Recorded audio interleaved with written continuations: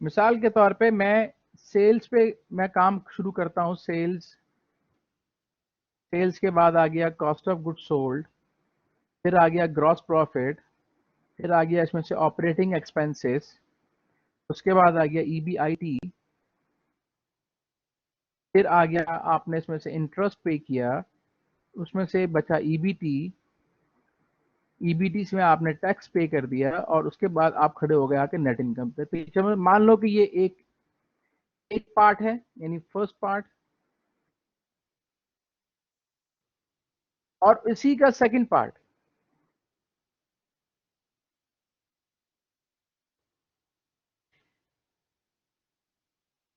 इसको अमाउंट्स की सूरत में ले लेते हैं तो और बेहतर हो जाएगा।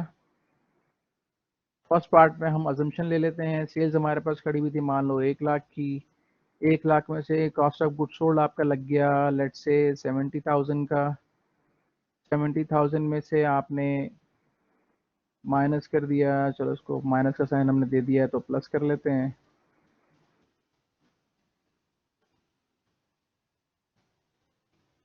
30,000 बचा। 30,000 में से ऑपरेटिंग एक्सपेंसेस आपके लगे हैं मान लो 20,000 के। इस 20,000 में आपका ईबीआईटी बच गया 10,000 का। इस 10,000 के अंदर मान लो आपने इंटरेस्ट पे कर दिया लेट्स से 1,000 का। 1,000 का आपने इंटरेस्ट पे कर दिया, तो अब जो आपके पास बैलेंस बच गया वो बच गया 9,000 का। इसके ऊपर 40% आपने टैक्स पे कर दिया, तो अब आपका जो इसमें 40% अप्लाई हो रहा है वो हो गया जी 0.43600। इसको नेगेटिव कर देते हैं और इसके बाद जो आपके पास बैलेंस बच गया वो हो गया। तो एक शक्ल तो स्टूडेंट ये बन गई। इसी की दूसरी शक्ल बनाते हैं, सेकंड पार्ट।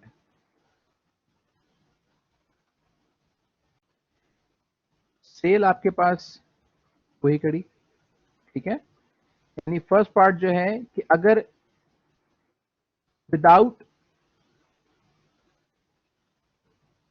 न्यू मशीन,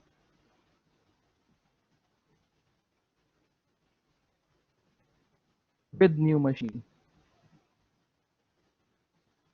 ठीक है, हम इसको इस तरह से ले लेते हैं कि एक पार्ट आपने बनाया है जो कि विदाउट न्यू मशीन है और एक पार्ट आप बनाने जा रहे हैं जो कि विद न्यू मशीन है। अब सेल आपकी वैसी खड़ी हुई है, कॉस्ट ऑफ गुड सोल्ड आपका वैसी खड़ा हुआ है जी। ग्रॉस प्रॉफिट वैसे आ गया। अब यहां पे आओ,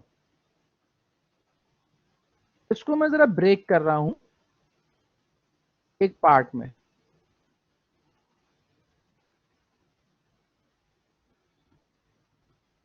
देखो यहां पर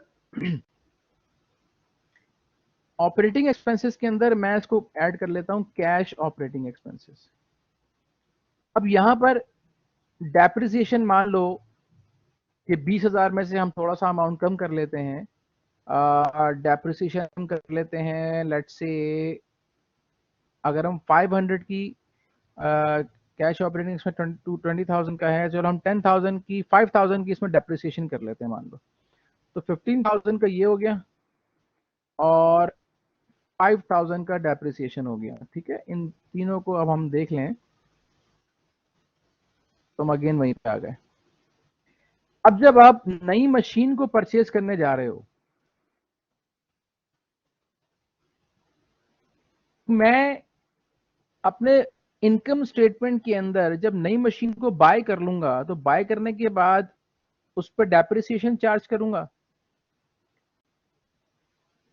और जब डेप्रिसिएशन चार्ज करूंगा तो इसका मतलब एक डेप्रिसिएशन में ऑलरेडी 5,000 की चार्ज कर रहा हूं, और जब नई मशीन को मैं बाय करूंगा तो उसके लिए भी डेप्रिसिएशन चार्ज करूंगा। तो मान लो मैं अगर नई मशीन बाय कर रहा हूं तो उस पर मैं इजाफी डेप्रिसिएशन चार्ज कर रहा हूं 100 रुपए की, यानी कि 5,000 ये, और इसमें माइनस कर दूं मैं 100 और, कि आप जो नया मशीन परचेज करने जा रहे हो उस नए मशीन को के ऊपर आप डेप्रिसिएशन चार्ज करोगे ना। तो आप इनकम स्टेटमेंट के अंदर देखो चेंजेस क्या क्या आएंगी। कि 5000 का डेप्रिसिएशन जो कि आप ऑलरेडी चार्ज कर रहे थे, उसके बाद जब नया मशीन आप परचेस कर रहे हो तो नए मशीन के हिसाब से आप डेप्रिसिएशन चार्ज करोगे। तो मान लो हम 100 रुपए उसके अंदर और ऐड कर लेते हैं। आपकी जो फिक्स एसेट होता है ना, ये जब आप बाय करते हो तो आपकी जो डेप्रिसिएशन है वो उसी पीरियड से चार्ज होना शुरू हो जाती है। ये तो हम ईयरली डेप्रिसिएशन देखते हैं ना। तो आपके जब मंथली अकाउंट्स बनते हैं तो हर मंथली अकाउंट्स के अंदर डेप्रिसिएशन की अमाउंट रिफ्लेक्ट हो रही होती है।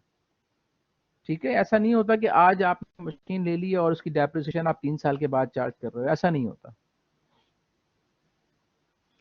तो अब देखो यहां एक डिफरेंस क्रिएट हुआ। तो इसका मतलब मैं अगर अपने डिफरेंस का एक कॉलम बना लूं तो मुझे ये नजर आया कि जी आपने यहां पे 100 रुपए का इजाफी एक एक्सपेंस किया है, यानी कि दिस माइनस दिस 100। ये इजाफी 100 रुपए आपने अपने बुक्स ऑफ अकाउंट्स में दिखाने हैं अगर आप नई मशीन को चार्ज करते हो, यानी नई मशीन बाय करके उस पर डेप्रिसिएशन को चार्ज करते हो। अब ऐसी कंडीशन में जनाब अली आपकी ईबीआईटी की पोजीशन क्या बन जाएगी? ये हो गई। ठीक है,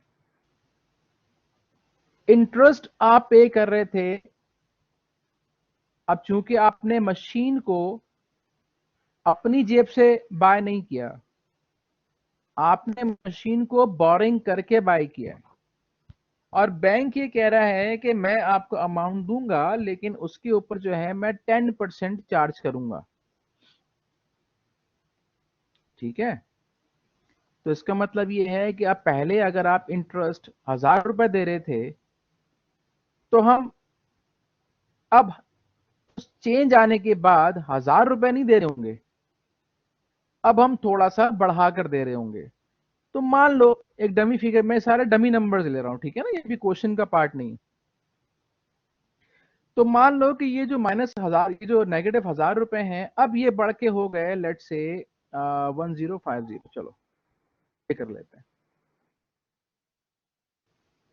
तो इसका मतलब जो डिफरेंस आ गया यहाँ पर वो ये आ गया एक और, कि आपने इजाफी 50 रुपए जो है वो इंटरेस्ट की सूरत में चार्ज किए। अब उसके बाद आपके पास ईबीटी बच गया और टैक्स आपके पास ये आ गया। अब देखो डिफरेंस क्या क्या बन रहा है कि आपने एक इंपैक्ट डेप्रिसिएशन का लिया, दूसरा इंपैक्ट यहां पे लिया। ठीक है, अब तीसरा इंपैक्ट क्या बनेगा? टैक्स का।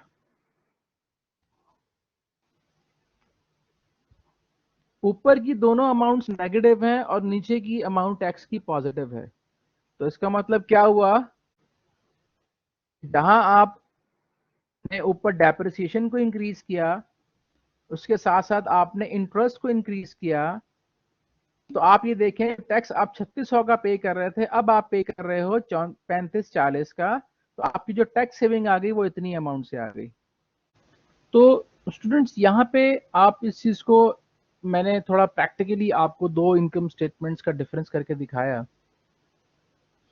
कि एक इनकम स्टेटमेंट तो वो है जो कि आपकी इस वक्त करंट पोजीशन पे है। ठीक है, एक इनकम स्टेटमेंट तो ये है।